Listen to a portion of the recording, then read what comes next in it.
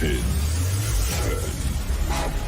9, 8, 7, 6, 5, 4, 3, 2, 1, go.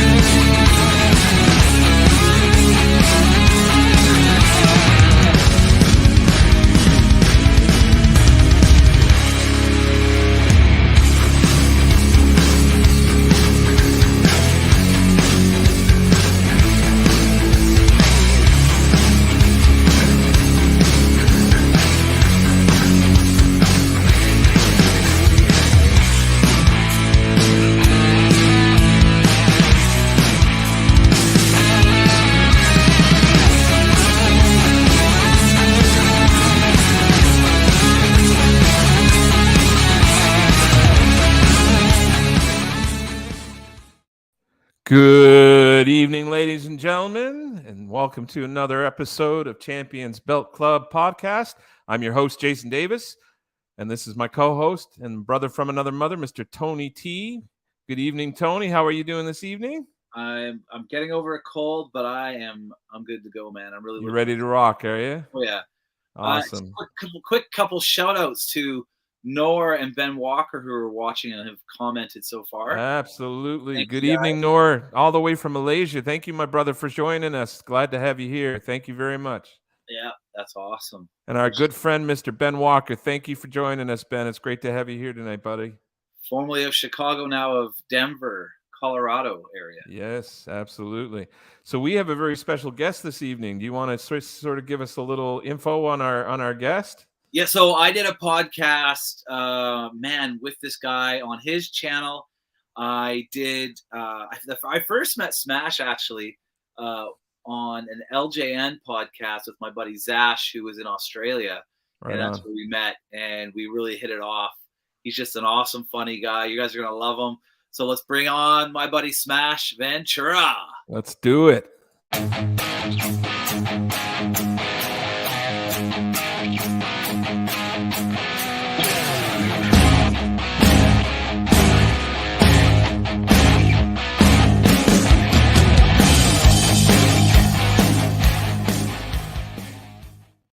This is all your fault.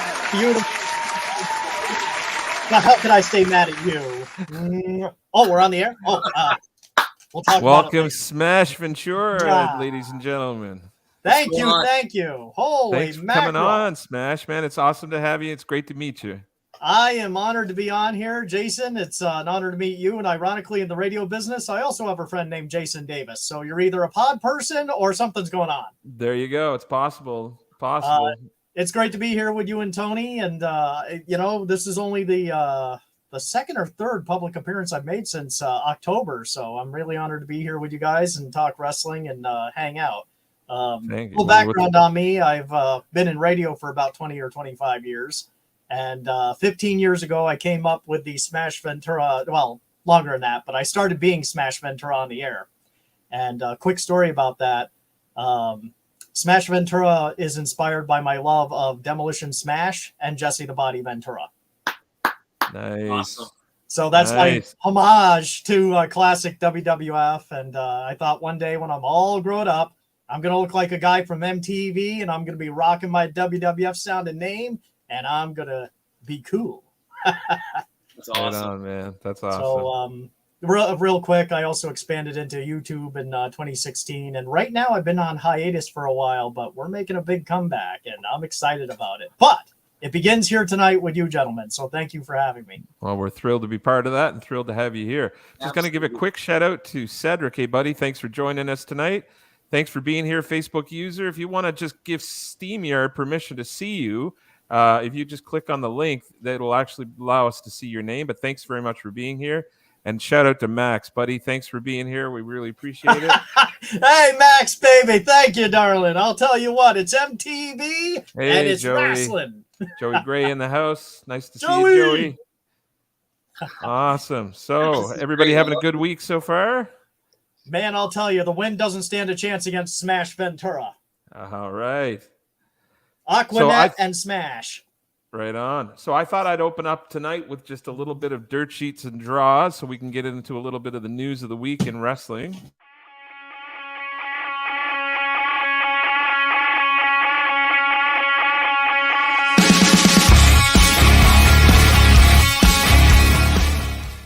All right, so this is a little section we like to call Dirt Sheets and Draws. This is just an opportunity to kind of talk about some of the news of the week, talk about the things going on in pro wrestling. Of course, the biggest news in wrestling, certainly in the belt community over the last 4 or 5 days, has been the release of the new Universal Undisputed Championship, which was awarded to Roman Reigns on Friday Night SmackDown. There was quite a bit of excitement and quite a bit of anticipation about this belt, and then we got that. So, what do you guys? Well, I'm seeing thumbs down. I'm seeing some gagging and some choking. Let's see what we got going on. Boo! Max, I'm dying over here, butthead. Yeah. I think there's been pretty universal disdain for or disappointment in this particular version of the belt. We've got a gold background now. We've got the new logo, but other than that, it pretty much looks exactly like the previous belt. Oh, absolutely. Jason, if I may jump in here, I'm going to react to this as only Smash Ventura can by doing something I've never done in my broadcasting career before. Are you ready? Go for it. Let's do the big angle on Smash here. All right, give me 1 sec here. Yeah, here we coming. It's coming. Okay. First time in my broadcast career. I hate these belts so much, I am going to gag on myself. I said it.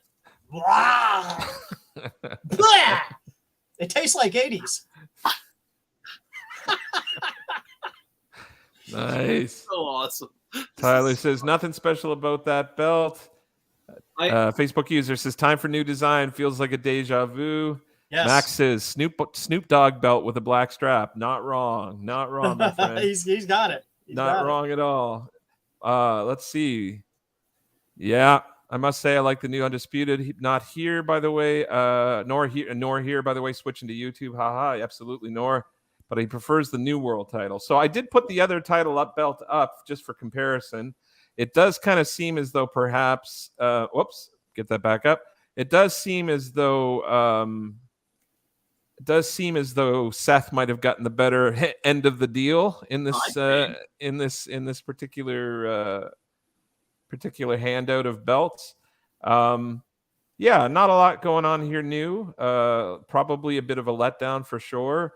I like the World Heavyweight Championship comparative to the network logos personally, but that's a personal choice. I know not everybody agrees with that, but I do prefer that. I do prefer the more ornate, more trophy-looking belts, and the top one just isn't. So it just gave us that little bit of hope when they debuted the world title, and it was like, and that's I think you hit it on the head, actually, Tony. I think that's a big part of why I think this belt's been so underwhelming, because I think we actually got our hopes up because of what they did with the World Heavyweight Championship. Yeah. I think we were all kind of going, well, wow, what are they going to, if that was that good, what's the next one going to be like? And then it was like, it's where did the budget go? Let's spend it on the first belt. And then it's like, SmackDown, what are we doing? This is going to make me sound dated, but since I look dated, everyone will be patient with me. So looking at the build-up for the Ric Flair looking 2.0 belt, as soon as Triple H revealed it, I thought to myself, where's the sound effect from Price is Right, where it's like, wah, wah, wah, wah, wah. That's awesome. To your point, though, Jason, I will say if I had to choose between the two of them, I would go with the Ric Flair looking belt, because it does seem more like a treasure, where the other one looks like a crappy sport ring. Actually, it's funny that you say that, Tyler. Tyler says the Blackstones had no bling. The yellow background looks like they threw mustard on it. The only thing I like is the no tooling. It's really funny you say that because we were laughing backstage before we came out tonight. We were talking about it looking like the Nathan's belt. The Nathan's hot dog eating competition belt. Yes. So, yeah. And he It mentions definitely mustard. has that color. Yeah, mustard and ketchup with that red stripe. Yeah, it's exactly what it is. Yeah. That's Oh, awesome. So I guess we're gonna call that one a bit of a miss. If I could take my thumb that I'm pointing down and gouge out my sunglasses, hopefully putting the glass into my eyeballs, I would. It's like, my head, I can't see. Yeah. That's probably good, Beavis.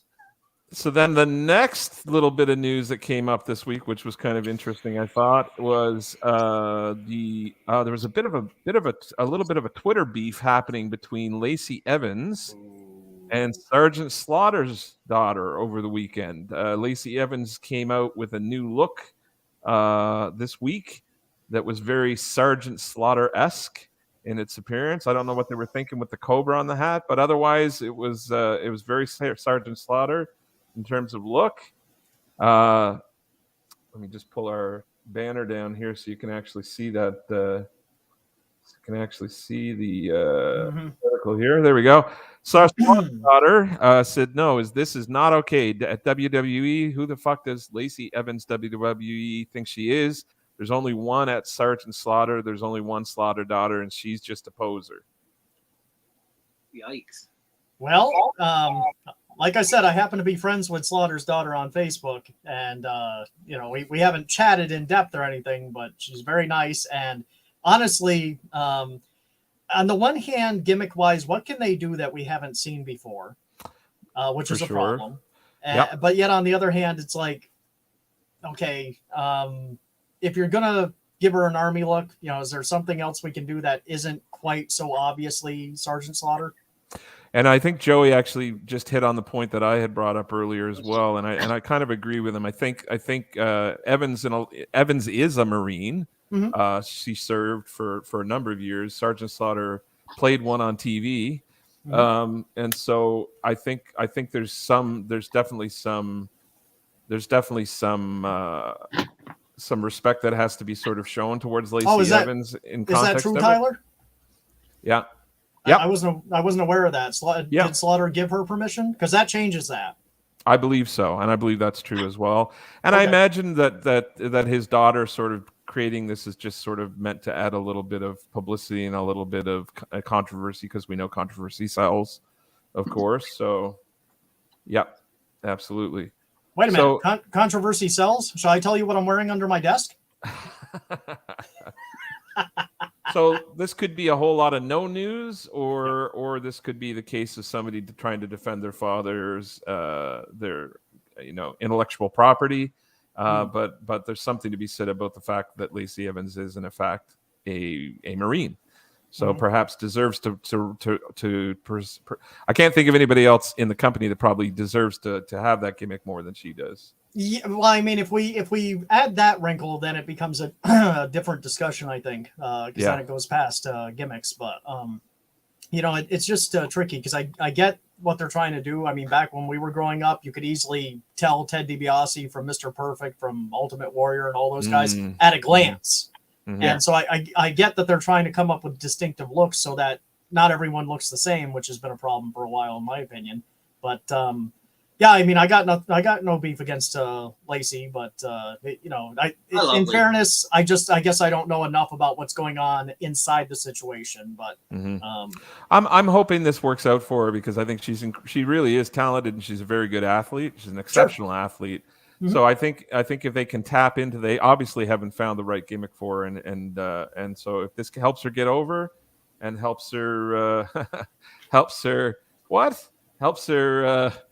self-promotion, shameless self-promotion.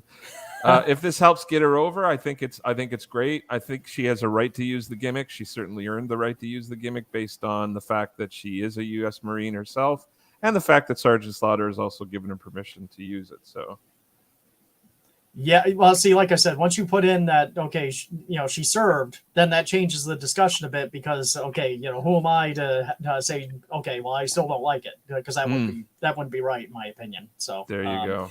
I think it just depends on how we look at it. But even still, I think if Slaughter's daughter became a wrestler, which she's, in my opinion, physically capable to do, that would be an interesting angle. There you go. Maybe she's on her way into the business. Maybe that's why she's throwing out those angry Twitters. Maybe she's trying to create a storyline. Yeah. Kind of like me with my hair. There you go. That's a storyline.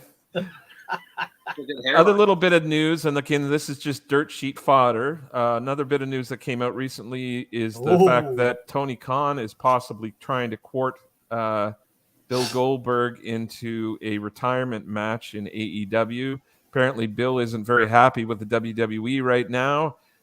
They're not seemingly all that interested in booking a retirement match for him.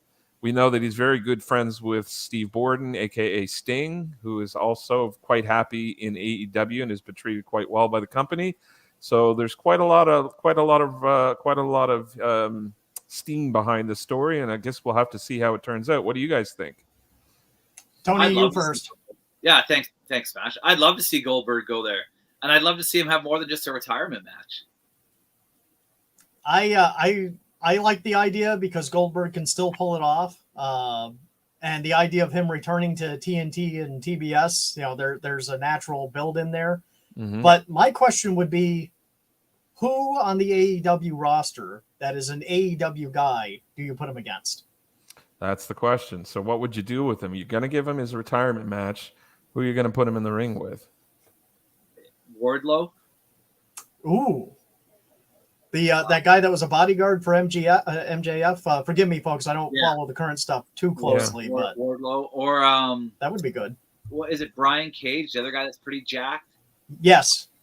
They could do lots of different things. I mean, Bill Goldberg. I was impressed when he put Drew McIntyre over in the match that they had, and I think he could. Yeah.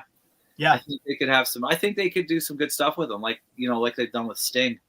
I could see, what would be fun is Goldberg and MJF. Imagine what MJF could say to Goldberg, like how he could run his mouth on him, and he's a heck of a promo. He is a heck of a promo. Great. I think it would be. I think it could be awesome. Anyways. I will say MJF is one of those guys when I'm flipping through YouTube or TV that when he's talking, I have to stop because, he said to some guy in the crowd and he goes, "Is that your little girl? Is that your little girl?" And the guy must have nodded affirmatively. And he goes, "It took you 9 months and you made that joke?" He's awesome. Wow, really? At which point I'd like to see Goldberg spear him through the ring, but okay. There you go. Maybe Goldberg against Tony Khan. Ooh, I think we already saw that during that CM Punk conference. Press conference. Well, that's a match. We know Punk is coming back. That's a match we never got to see in WWE. They never sort of ended up in the company at the same time. So what about a Goldberg CM Punk matchup? I would pay to see that. Yeah. Interesting. So we'll have to keep our eyes open for that. We're not sure how that's going to turn out. And then one of the other bits of news that came up this week was the announcement for fans of Japanese wrestling and technical wrestling. We got a couple of announcement of matches for the upcoming AEW Forbidden Door, which is going to take place in Toronto, Canada. Of course, we're going to get part 2 of Ospreay versus Omega, which is considered one of the better matches of the year from a technical standpoint. It was an excellent match held over in New Japan. And so we have the announcement of the Bryan Danielson Okada match, which is huge announcement. I think fans have been hoping for this to happen, and it looks like it finally is going to happen. And I don't know. What do you guys think? I'm pretty excited about it. I know, I don't really watch enough New Japan to understand these. I don't watch it. I've seen it a few times. I really like it. There's a real big following for it right now. I find it's really cool to like Japanese wrestling, more so. But there are people like yourself and Ben who have been fans of it for like 20 plus years. I think these are going to be some great matches. I know who they all are. Will Ospreay's fantastic. Omega's fantastic. It's got Danielson and Okada. I would pay to watch these for sure, 100%. Because I think it's a really interesting pay-per-view because within just these two matches, you've got 4 of the wrestlers who have sort of been, right or wrong, have been considered sort of the best in the world for the last maybe 2-3 years. Oh, yeah. So having that, yeah, absolutely.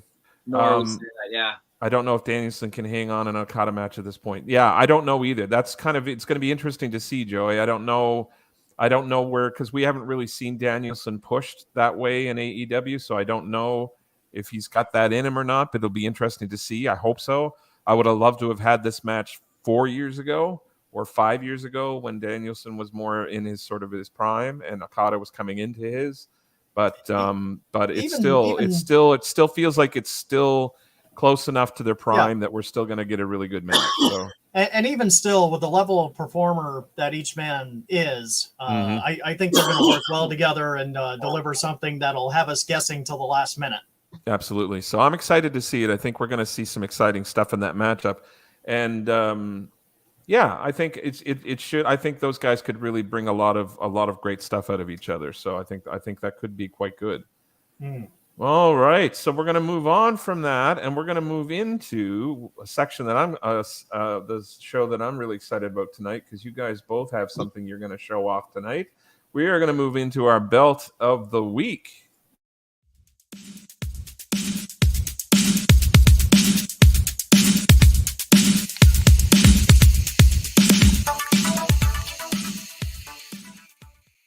All right, gentlemen, what have you brought to show us this week? Tony, you first.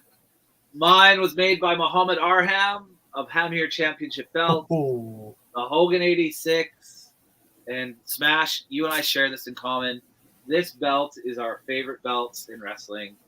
Probably, I would say this, I don't know if it's my favorite, but it holds such nostalgia for me because in 1986, when Hogan wore this, he wore it for 2 years.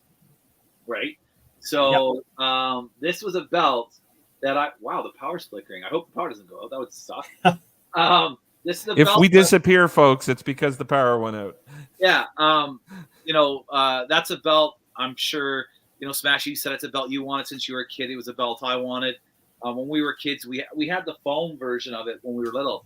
Right. We would wrestle on the trampolines for it or in the front yard or down at, our friend's house. And right. Right. It's just such an iconic belt. So Smash, let's do a close-up of you and let's share your memories. Oh, man. I'll tell you what. I have dreamed of holding this thing since the first time I saw Hogan wear it. And when, Tony, you bring up a good point. When I look at this belt, I almost go into a Rocky movie-like phase visualizing the wars that Hogan fought in name of this belt. I mean, he fought Kamala and Andre the Giant, King Kong Bundy, Killer Khan, his own friend, Mr. Wonderful Paul Orndorff, betrayed him. And I'll tell you something, during the feuds with Wonderful and Savage, back when I was a kid, I thought that the belt basically was part of Hogan and no one else was allowed to wear it. One thing that messed up my brain is there was a match in the Boston Garden, I think, where Macho Man had bloodied Hogan and nearly knocked him out. Put it on. And he put it on upside down, and I thought, wait a minute, I've never seen anyone else wear this belt. That looks so strange. Or when Mr. Wonderful, there was a match in Canada where Mr. Wonderful had done the same thing. He put the belt on. And it's like, that's so strange. But there's just a lot of good memories. And for me, this is like the pinnacle of my 80s childhood. And I had the foam one when I was a kid. And I saw the Figures Inc. ones that, weren't quite as good. And then I got to make some friends in the belt collecting community. I was a total noob. I've never gotten a belt before or anything like that. And I was looking for someone I could trust. And there was a guy I like to call Hammerman. I think everyone in the belt community knows who he is. But just a heck of a nice guy. And he goes, well, I get my belts from a number of people, but one guy I could recommend for sure that, you know, he would be patient with you is Sammy Malik. And Sammy was great because I explained to him, I just want the exact thing made out of the exact things. And I asked him to add the WWF champion plate, which really was not on this. Yeah, I don't have it on mine. Yeah, I asked him if he would add it to mine, and he couldn't have been more gracious, and he was patient with all my questions, and he really took care of me. So, Sammy Malik, thank you again, brother. I really appreciate it. That's awesome. That's awesome. Sweet. Yeah. Do you have any memories of that belt, Jason? It's one of the ones on my list that I haven't gotten yet. I will get it. I have the belt that precedes that, and I have the belt that follows it. So I've got the Winged Eagle, and I've got the 85. Beautiful. But I need the 86 is on my list, definitely on my list, and it's iconic for sure. I have the Andre, the Fandue, the belt they made for Andre just in case Hogan did drop this belt to him. Wow. And I have the Winged Eagle.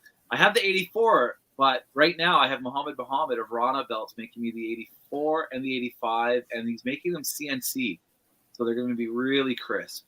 Wow. Nice. He does amazing work. I've seen some photos of his work, too. I'm just amazed. But, you know, that was one, I'm glad you brought that up, Tony, because that was one thing that messed with us kids when the Hogan-Andre match was coming up is like, the people that didn't like Hogan at my school, and there was a few, well, he's definitely going to lose this time. How do you know? They never made a belt for Bundy. They never made a belt for Stud. They never made a belt just in case for anybody else. He's definitely going to lose. And I'm like, no. Yeah, was it on the Jake the Snake pit they showed that belt? Yep. And it was Bobby Heenan that came out with it, I think. Well, I might not have seen that one. I did see where Jake already had it, and he called Hulk out, and he was showing it to him, and he goes, "Man, I'm telling you, the odds makers are saying you're not going to do this this time." And he's like, "They never made a belt for Bundy," and Hulk goes, "Well, as far as I'm concerned, man, this is a toy for a guy who hasn't done it yet, and he's got to do it first.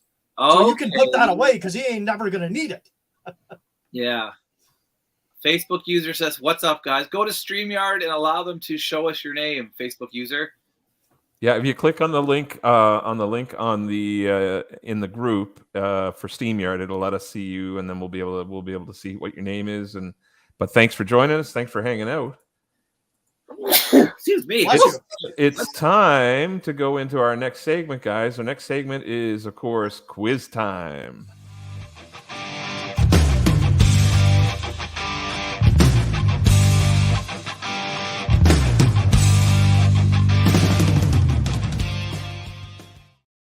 All right, guys. So this quiz this week features a very well-known wrestler who actually entered the WWF, WWE to feud with Hogan.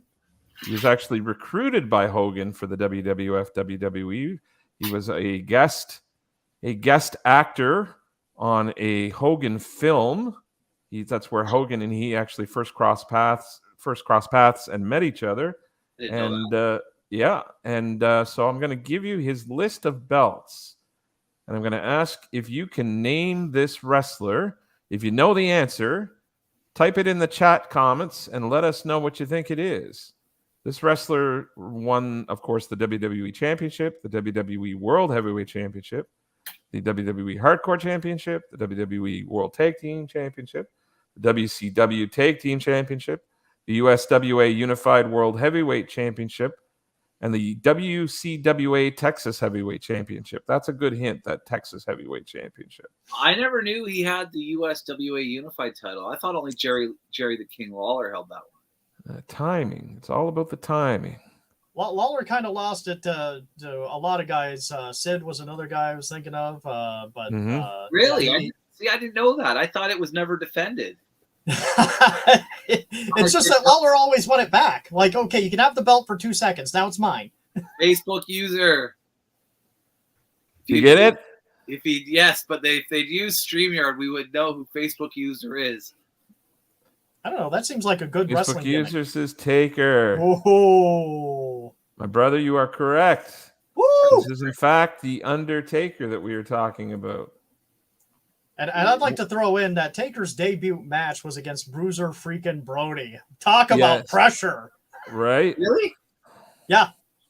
Oh. Yeah, he was under a mask as Texas Red or something like that. And he was going up against Bruiser Brody. And he was talking about it on Austin's Broken Skull podcast. Oh, and he goes, I was so nervous. I started like trying to call the match. And Austin's like, you're a rookie and you start calling the match against Bruiser Brody? And he's like, yeah, he fired me into the ropes and gave me one of those furry boots right in my face. And then I stopped talking.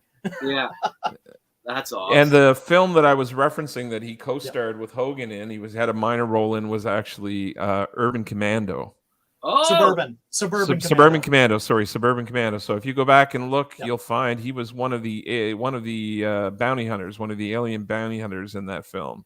And he has a great scene in there where Hulk's down and he's like, "You're a dead man, Ramsey." And Hulk looks at him strangely and he goes, "No wonder you guys never talk."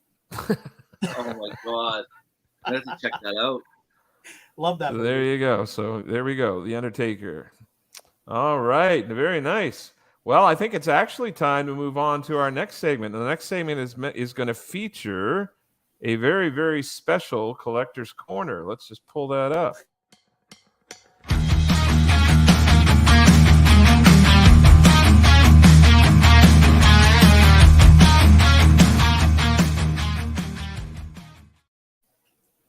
All right. What do you have for us this week, Tony and Smash?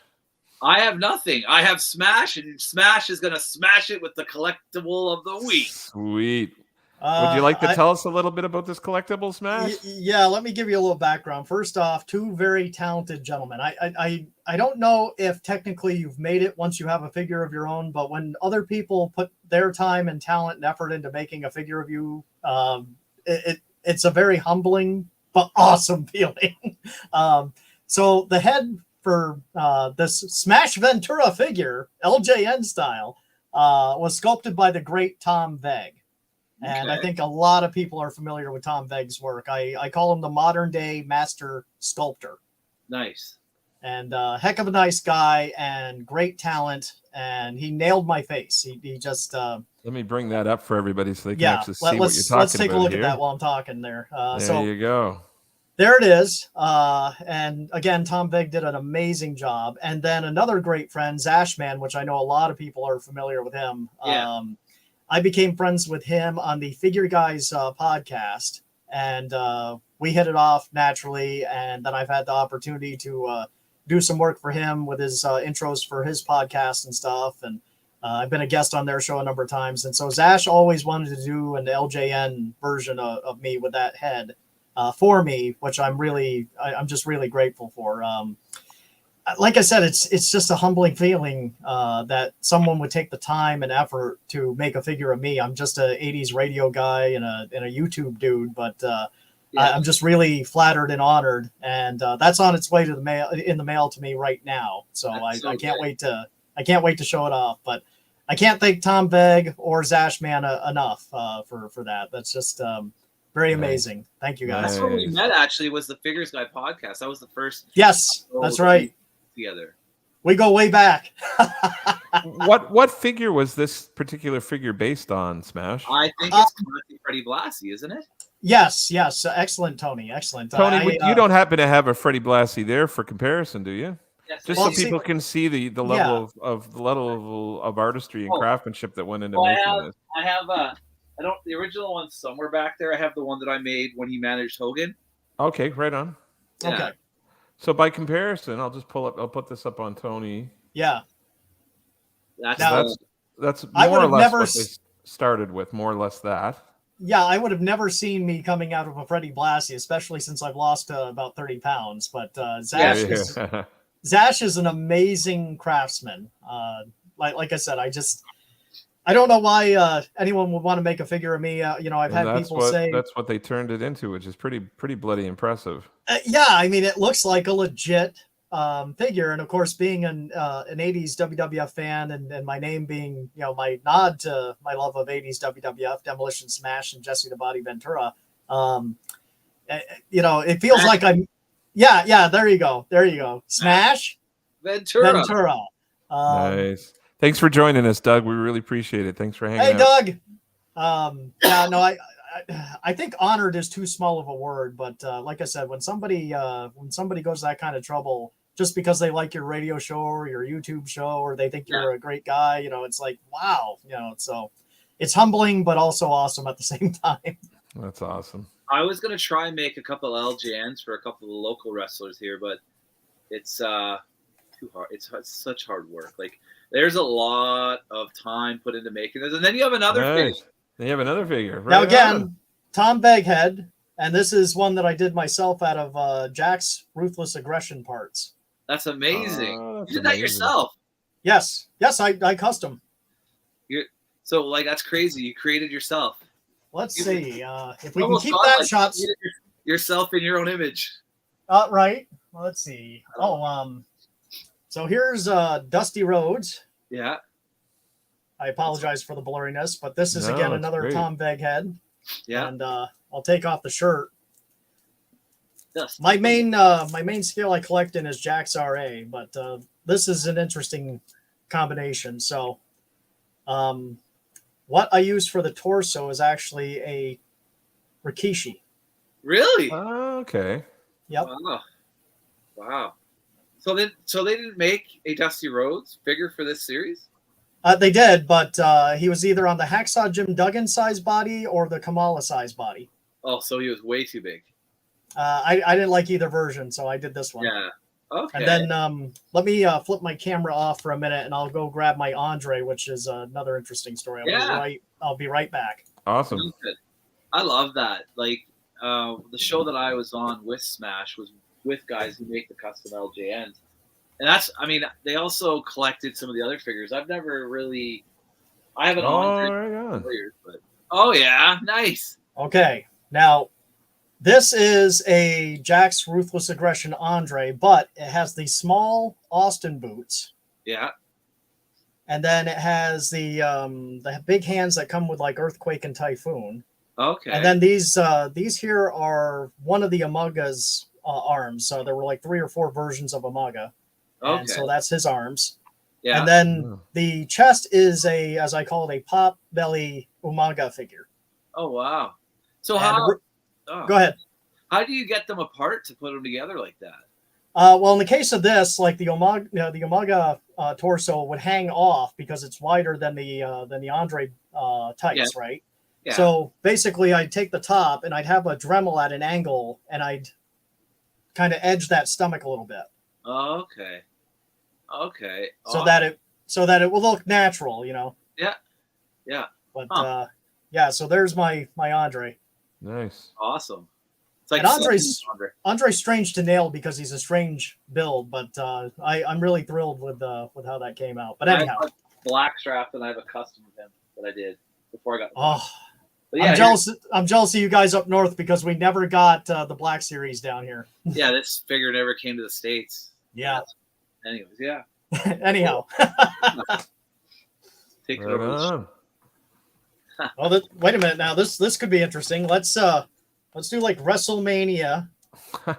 And everyone remembers that time that I pressed Andre the Giant above my head in front of 90 million people and slammed him through the ring, and everyone started screaming for life preservers. Everyone remembers that day, brother. In front of 94,000 people, Andre the Giant was 7,000 pounds. That's awesome. Right on. All right, so I'm going to move us in our group page, the Champions Belt Club. We do a Friday fantasy booking series. We've done a few of them. We're on our third one now, I think, or fourth one, actually. I think we're on our fourth one. And this one features the top 12 greatest Intercontinental champions according to the members of Champions Belt Club. It was a vote that we took. And we recently started the tournament up, and we're now coming on to our fourth match in the tournament. We just had our third match where we pitted Eddie Guerrero up against Shawn Michaels. And Eddie just sort of sneaked by Shawn Michaels this Friday. It was a pretty close matchup. I think Eddie Guerrero ended up with about 59% of the votes, so not a huge margin. Pretty tight match. That would have been a pretty exciting match to see with both guys in their prime. I would have loved to have seen that match. So. Oh, yeah. Yeah, absolutely. So that puts us, having now eliminated in the first round of matches, we've eliminated Rick Rude, Shawn Michaels, and The Miz. Still in the mix are Y2J, Chris Jericho, the Macho Man, Razor Ramon, Honky Tonk Man, Bret Hitman Hart, Mr. Perfect, Eddie Guerrero, Gunther, and Owen Hart are still in the running for the tournament. Coming up in the next matchup of the tournament, we actually have Y2J Chris Jericho against the Macho Man in match number 4. That match will be decided this Friday by vote, and then we'll be seeing who wins the matchup the following week against the Honky Tonk Man and Owen Hart, and those two will go head-to-head. Whoever wins that match will go head-to-head with the winner of this Friday's match in match number 8. So we have coming up this week, my mouse suddenly decided not to work, Randy Macho Man Savage against Y2J. Who you got, guys? Who you got? The Macho Man. Oh, yeah. I can picture Jericho being like, Macho Man, you and Liz will never, ever. Hold on just a second. Talk about never, ever. Aha. We're going to take you to the magical kingdom of Never Ever Land. Aha. Where the Macho Man Randy Savage will drop gold bricks and flying elbows on top of you. Aha. Oh, yeah. So I think we've got a pretty unanimous Macho Man vote so far. I think we're in the comments, and Tony's definitely rooting for the Macho Man. It looks like Macho for sure. But Jason, I'll tell you and all of our viewers out there, for everyone that's done a Macho impression, is it harder to do it as an adult? Because my throat was going, and as a kid, I used to do that all the time. But it's like, oh, I'm dying over here. Aha! Oh, I know. Like that's. For Randy to actually talk like that, he ruined his vocal cords. Yeah. I got a cold though. I got a cold. There you go. You should have no problem. You should be able to Macho Man all night. Now wait a minute, Jason. I was assured in the contract that I signed to appear on this program that Tony was not going to have Pac-Man fever. I'm starting to see ghosts flying around, man. I knew it. Oh Jesus! I love Chris Jericho too. So that's not easy picking Macho Man. But that's a tough matchup, man. I think Randy is considered one of the greatest all-time Intercontinental champions. Certainly brought a lot of relevance to the belt. Yeah. Chris has held it long. I think he's won it the most often. Sorry, it was Honky Tonk Man that's held it the longest. It was, of course, Chris Jericho that's won it the most often. So could you guys picture like a promo between Razor and Honky Tonk Man, like Honky saying to Gene, that Razor Ramon, he's just a greaseball. Look who's talking. Let's hear from Razor Ramon. What did you say, Okerlund? Hey, yo, guitar man, you like to play tunes? But the bad guy like to play tune on you. It's called My Fist in Your Face. That would be good. Right on. I think Razor Ramon actually beat Rick Rude in our very first week. Oh, man. And that was a close one. That was another like a 55 to 45 or it was. Yeah, it was really tight. Really that would have tight. been a hell of a match. And we have a wild card spot in the tournament, so any of the people eliminated in the first round can win a second opportunity back in the tournament with a majority vote. So there's still a possibility that Rick or Sean could get back in. I'm sorry, Jason. I was just going to say I don't have the briefcase prop, but it's like Smash Ventura's cashing it in. He's cashing it in, everybody. Woohoo! That's awesome. Wait a minute. There's no money involved? Kiss my butt. Okay. Oh my God. I cash it in and then I run to the ring and Macho Man's there and Chris Jericho's there and I'm like, you know what? Exit stage left. Actually, Jason does theater, so he's probably well aware of that one. I am. Wow. I know my stage directions. That I know. There's not a lot I know, but I know that. That's awesome, man. If I ever decide to create Smash Ventura the musical, I will call you. Give me a shout. I'll hook you up. I'll help you produce it. Awesome. Right on. So yeah, since we're talking about Smash the musical, Why don't we do a little? Why don't we talk a little bit about Smash and his various pursuits? Stuff. Yeah, and you know, stuff. first off, let me say this, folks. I only sent them a few photos to work with. I didn't realize this was going to turn into a Smash Fest. Yeah. Oh dear. Well, let me say this real quick on the photos. The photo in the upper left-hand corner, I just wanted to pose with my belt during Hogan beating Iron Sheik in 1984. That's awesome. Nice. That was the whole reason for that photo, and I love it. Who wouldn't want to pose in the ring with Hogan? And I know, right? right? God. Yeah. But I had one person out there, God bless them. They were like, "So you were really in the ring in 1984?" No. Yes, I was. So the next photo over on the right is me acting like me during Smash Ventura TV, which you can watch on YouTube. And the YouTube channel is the same name as the radio show. We're living in the 1980s with Smash Ventura on YouTube. But if you don't remember, you can just Google me because I'm everywhere. Then real quick, next photo down on the left. I decided that I have figures, I have merch, I have gear. There should be a breakfast cereal with my face on it.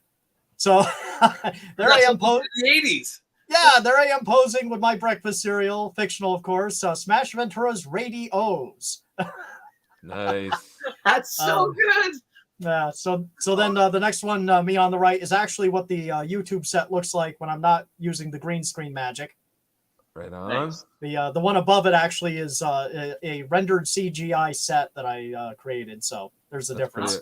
Pretty awesome. Loving the Garfield phone too, by the way. Yeah, thank you, brother. Yeah. You know, I had to have a few props on there that are real. A lot of people think a lot of people are like, okay, the background's not real, but the desk has got to be real, right? I'm like, nope. So then real quick, bottom left is a good shot of the whole set there with me at the desk. And that's awesome. Thank you, brother. And the next one over is me sitting in front of my logo, just doing a blog. But so if you love 1980s and you want to escape from anything going on today or anything that's bugging you, you can listen to We're Living in the 1980s every Sunday night at 8 p.m. Eastern on star1079.com. And real quick, there's a show on before me at 7 p.m. called The 80s Revolution with Teresa Garrett. That's also a good show. So remember that, star1079.com. Great 80s station. And on YouTube, Smash Ventura TV. Just Google me, baby. You will find all the 80s loving you could possibly want. That's awesome. Yeah, the 80s were such a great time. Like, when I was on your show, Smash, he asked me like some of my favorite 80s movies and stuff like that. Me and my middle daughter, like I have 3 daughters, and the middle kid, Kelsey, we did a list and we went through to see what movies she can actually watch from the 80s, because some we won't let her watch. But right. You know, I think we've watched Predator. We're gonna watch a bunch of there are some that we can watch. My wife's more worried about the sexual content of the 80s because it was always a sex scene in the 80s, right? There was. So, you know, like a lot of movies were rated R due to that. But yeah, so. Tony, if I can suggest one from 1982, it's a sleeper hit called Savannah Smiles. Why have I heard of that? It's about a little girl who ran away from home, and she ends up in the car of these 2 ex-convicts. Yeah. And they're actually not bad guys. And I don't want to give too much of away, but it's a really heartwarming film. I'll check it out. My favorite from the 80s is The Goonies, and I try to get my kids to watch it because they love Stranger Things. Yeah. And said, basically, this is what inspired Stranger Things was The Goonies, right? So. And you gotta love the Back to the Future series. Oh, are you kidding me? Yes. Yeah. Yes. Absolutely. Yeah. Michael J. Fox, Burnaby, BC. I'm gonna guess. Jason has not seen any of my videos where I'm driving around in a DeLorean. Not yet, but I'll be looking for them after this. Yeah. Smash Ventura on YouTube. Sweet. Awesome. That's awesome. That's fantastic. Well, we do have one little bit of business to cover in terms of the belt hobby, which I'm going to go over really quick here because we don't like to get into the drama too much here. But we are going to just very briefly just follow everybody up or catch everybody up on the recent developments with Mr. Hader Khan. Just one sec.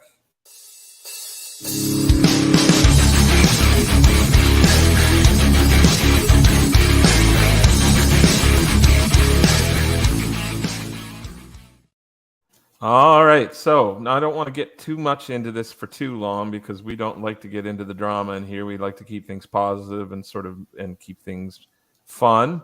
But both Tony and I have recently fallen victim to. Oh, there you go. Have recently fallen victim to some scamming within the belt here.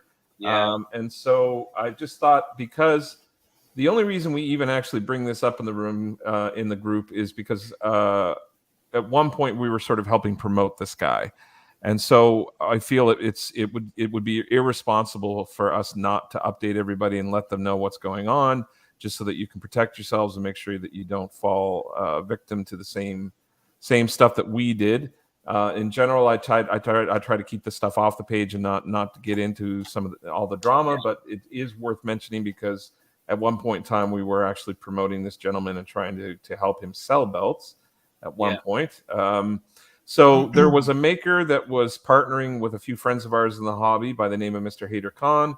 Hader was posing as a relatively new belt maker in the community. And he was offering belts at a very, very, very significantly reduced price, which was certainly the hook in this case for a lot of people. He was very, very smart about it. He produced a number of belts for a number of people early on, and people saw. Yeah, there's one by example. People saw these belts going out and being shipped and being received. And so everybody thought, this seems like a pretty reliable and dependable young man. This shouldn't be a problem. And what he did was he allowed sales to build. He delayed installed people with a lot of stories and a lot of excuses. And he started shipping out or sending out fake shipping numbers, where he would get a label printed at DHL, but he would not actually deliver the item to DHL to be shipped. So this was all very well thought out, very well planned. It wasn't an accident. It wasn't a miscommunication. It was intentional. And then he disappeared. He ghosted everybody, and he would send shipping numbers. He would get people to send payment. People would send the payment, assuming that the belt was completed. He would send them photos of the belts completed. He would send them shipping numbers, and then, of course, the belt wouldn't move out of seal caught. And after 7 or 8 days of it not moving, people would check on it, and of course, find out that it was just a shipping label and that the belts had in fact never been shipped. The story gets a little more complex than that. If it was just as simple as Hader Khan, we wouldn't probably even be mentioning it anymore. We have since come to discover Tony has been contacted by a maker from Sealcott, and I've been contacted by 2 other makers in Sealcott, and the 3 of them have all confirmed that Mr. Hader Khan is just a pseudonym or cover name. The gentleman is in fact the person that has been sort of portraying himself as Hader Khan is in fact also known as Rana Bobo of Lion's Den Championship Belts, who was his main maker name for many, many years, who also developed a very bad reputation in the hobby and was known for scamming and for stealing money from people. His alias name as Rana Bobo is Bilal Rajput. Rajput means son of the king and is a pseudonym or a cover name as well. We were able to confirm from his former admin, who was wiring money to him on his behalf, that in fact his name is very likely Bilal Rashid. Bilal Rashid is very likely the gentleman who is also known as Rana Bobo from Lion's Den. He uses a fake account, Williams Eric, which I have there pictured in the graphic as well. And the 4 pictures you see on the bottom left, bottom right, and top right picture are of Bilal Rashid.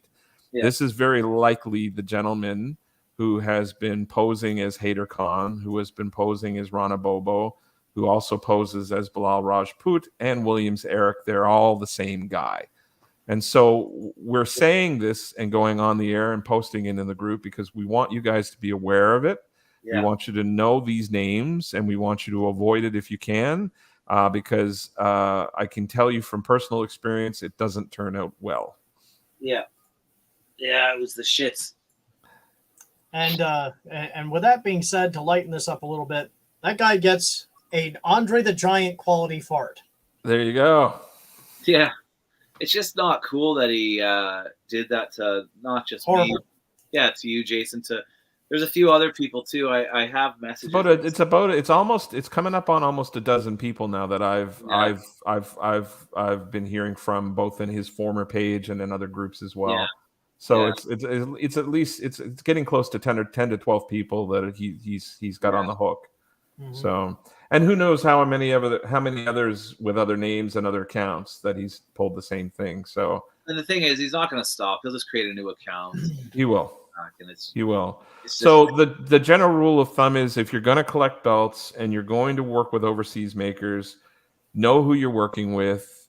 Look for people that are established. Look for people that have been doing this for a while and have a track record, like a Sami Malik or a Muhammad Arham or a Max Magal or Jagu John or Unique Spirit.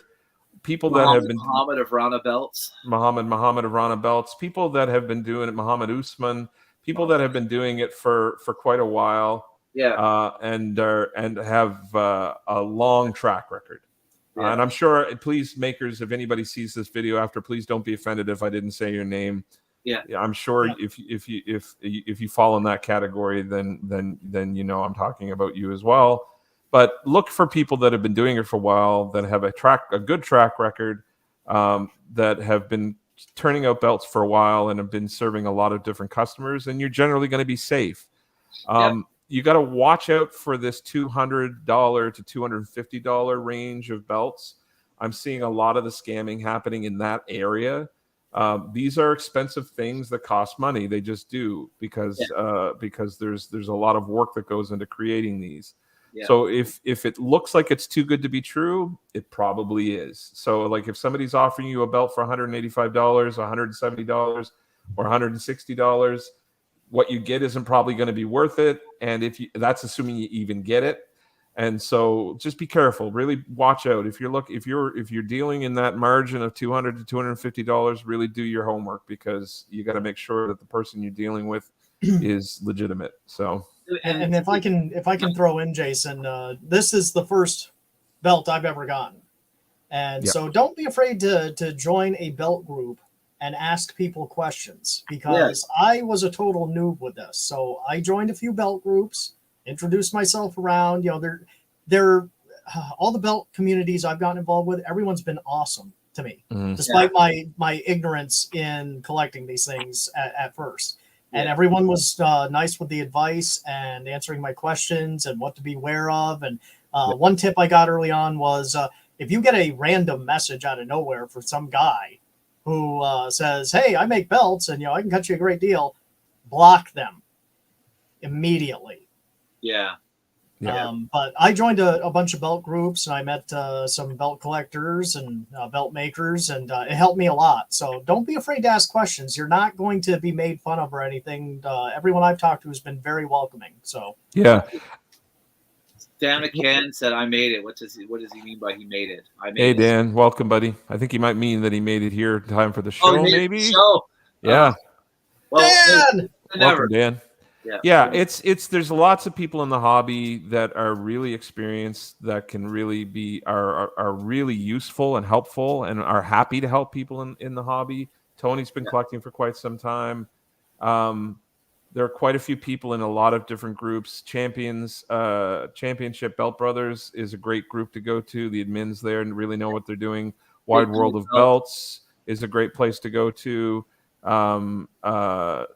Our group, we have quite a few experienced people in our group. There's quite a few that know and have been in the hobby for quite a long time and know the ups and downs and the ins and outs of it. I agree with Smash. If you're getting message from people just sort of out of the blue, that's probably not a good idea to follow that. You probably should just block them and move on. A good maker won't chase you. Hopefully, if they know if their work is good, you'll come to them. So the people that are pursuing you and in your chats and offering you these high-end belts for almost no money, that should be an immediate sign that you're dealing with somebody that's not legitimate. So I was going to say a couple things too. Big Boys Belts. That's where Chris and Nick do a great Big Boys job. Belts. Yeah, shout out to Nick and Chris. They do a Absolutely. great job being the middleman for X-Men. X-Men And belts. the prices are all set there. They're out. Like, you don't have to wait. Yeah, and that's another thing. We do that here in Champions Belt Club, and a lot of people ask me why we do that. I insist that anybody that posts belts in our group lists the price with the belts. I think transparency is the way to go for all of us going forward. I think a lot of this sort of under the table dealing stuff is where a lot of the scamming happens. I think if we just had more transparency and a lot more honesty about the price, it would be better for the buyers. And in the long run, makers, it would be better for you too, because it's going to breed more confidence. It's going to breed more trust between the North American buyers and the overseas makers. And in the long run, that's just going to boost the whole market. So I know it seems like a bad idea to some people who want to be able to sort of fudge their prices. We're not telling people what they can what they should charge for their product. You can charge what you want, but we should have an open market, and we should know what we're paying, and we should know who we're paying. So yeah, I agree. I had Ali Nasser make me this belt right here, the Ultimate Warriors Winged Eagle, and they were more expensive than what I typically pay for a couple of the belts I got. I got 2 belts from him. Mm-hmm. That one in the modern IC title. I then sold the IC title. But he actually made me and gave me a leather jacket, which, and he's a great guy. Yeah. And I'll say this too. I'll answer your question in just a sec here, Facebook user. I'll say this too.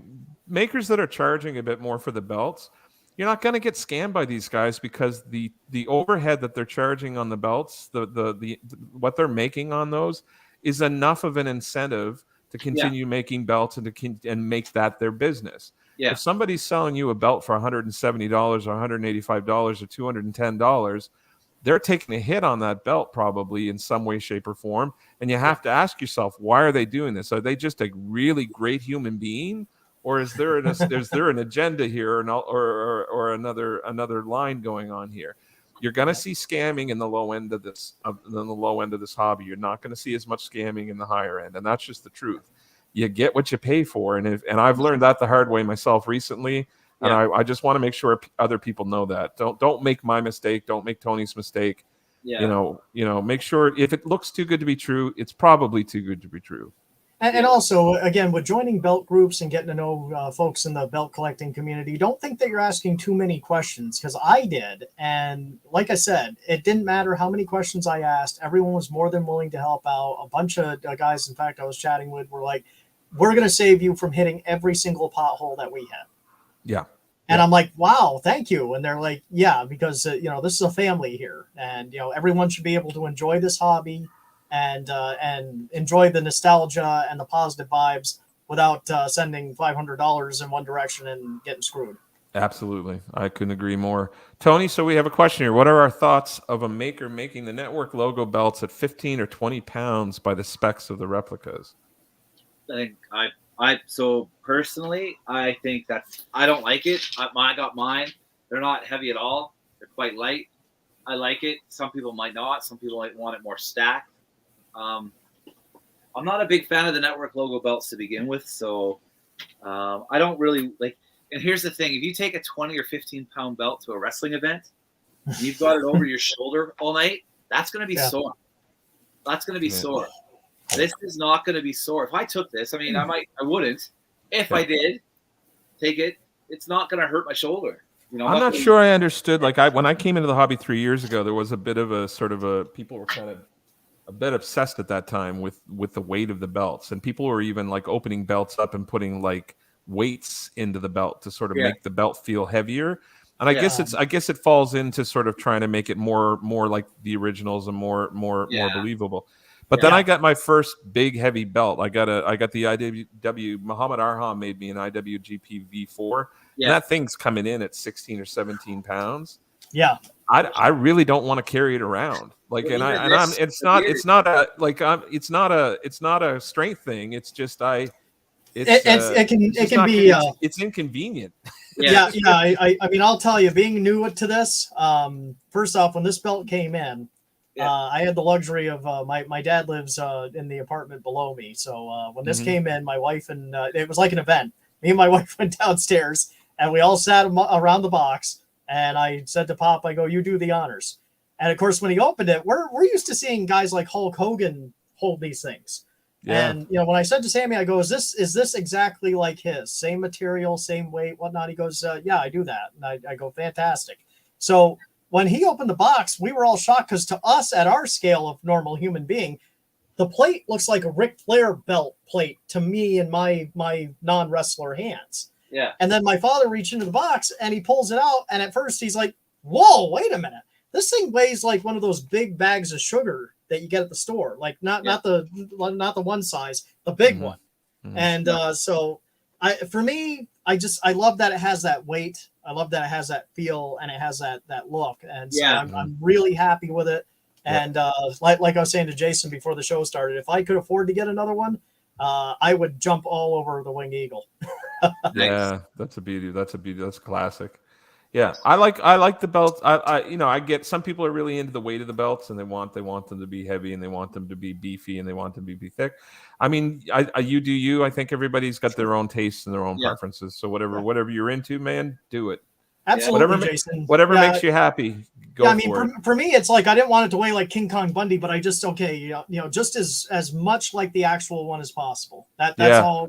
I remember when we went to that Halloween recently. Tony and I live in the same town, so we go to a lot of wrestling events together. Yeah. And we went to a wrestling match, and at Halloween we brought along some belts so the kids could pose with them and take pictures with them.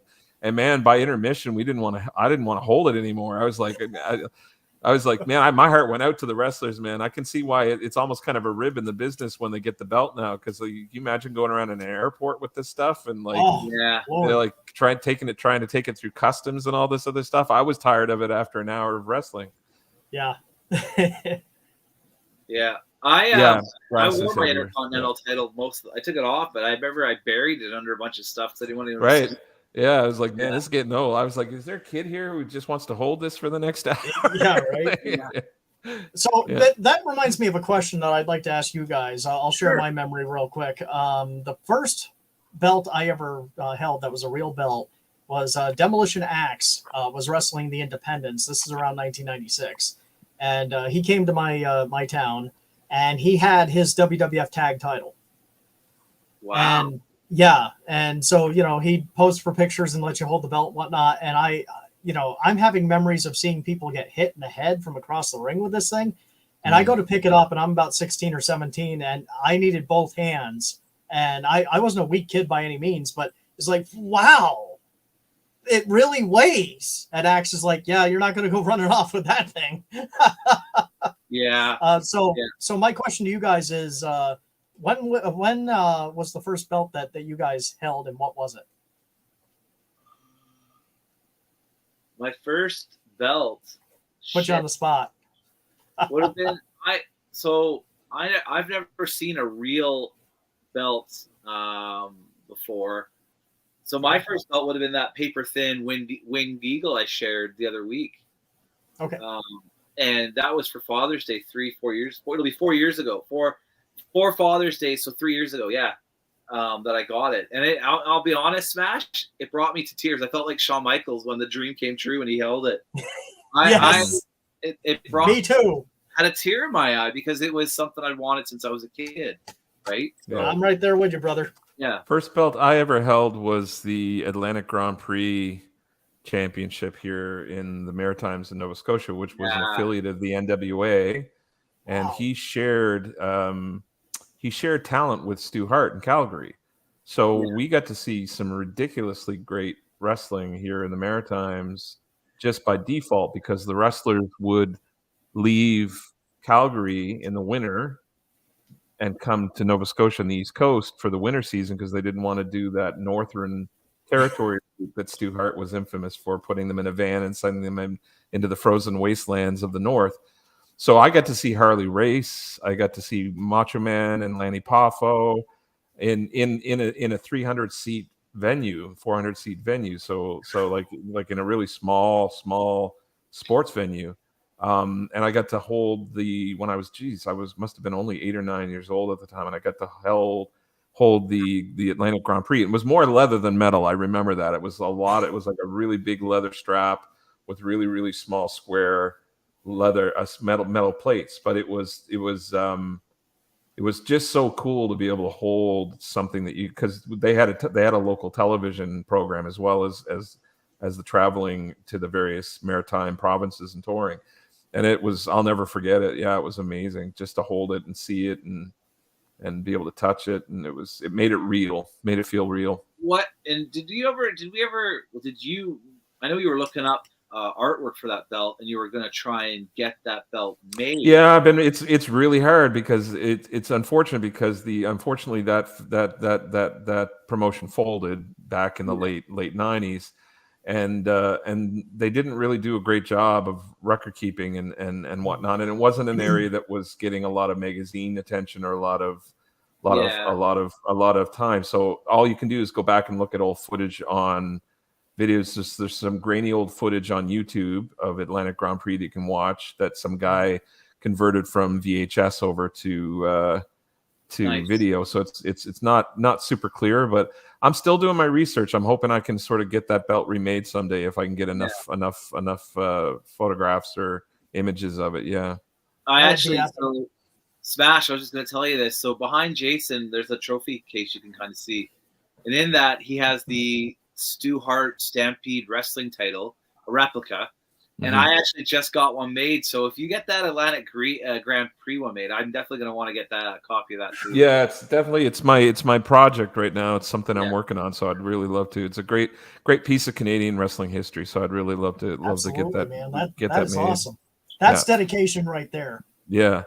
The first collector's belt I ever owned, Sammy Malik's dual-plated Winged Eagle, is the first belt I ever got. So yeah, for sure, love it. Yeah, Sammy. I can't say enough about Sammy because I'm not sure if I'll have another one. I hope to have another one, but Sammy took good care of me. Cool. Thanks for joining us, Instant Classic. Loving the show. Thanks, buddy. I have seen a lot of makers take classic championships that weren't stacked, make them with stacked plates, or they're putting the current logo on them. Thoughts? Yeah, I saw the not Jim Crockett. The belt on our very first show that you featured. I saw a stacked version of that, Tony. With the I can't think of it now. What's his name's not that one. Previous to that one, it was the I'm blanking now. Sorry about that. That's all right. Oh, bloody hell. Oh, that's terrible. My cats are trying to get into the studio here. Are they really? Yeah, they awesome. Kind of open the door. Hey, Jim Cornette's promotion. Oh, Smoky Mountain. Smoky Mountain. Smoky Mountain, right? Okay. Yeah, Smoky Mountain. Okay. Just couldn't think of it for a minute. I blanked. That's all right. Oh my Senior God. moment. Yeah, I've seen people starting to stack that belt. So like they're putting like stacked torches on the side of it, on the side plates, and crown and things like that. Yeah, I've seen, and it depends on how it's done. For me, sometimes it looks really nice. Sometimes it really makes the belt pop. Sometimes it just looks excessive and kind of tacky. Yeah. I guess it kind of depends on the belt. Yeah. My wife's telling me I got to go to bed. Okay. Sorry. We're live on YouTube. Oh, all right, YouTube. Just go. Thanks. Tony, you just made a fatal mistake. Just go. Now, in about 10 minutes, if your missus is like my missus, which I love with all my heart, she's going to be like, and what was that supposed to mean? Well, she knows. She knows the champ is right here. Oh, he's bragging now. He's bragging now, Jason. I can't wait till she watches this video. It'll be like that episode I watched of Tony won't be allowed to come out and play next week at all. She hates wrestling. So let me guess here, Tony, because I was watching some of you guys' classic episodes. There's one where you have a black eye. I'm guessing you made a very big mistake during that one. Oh yeah, it was brutal.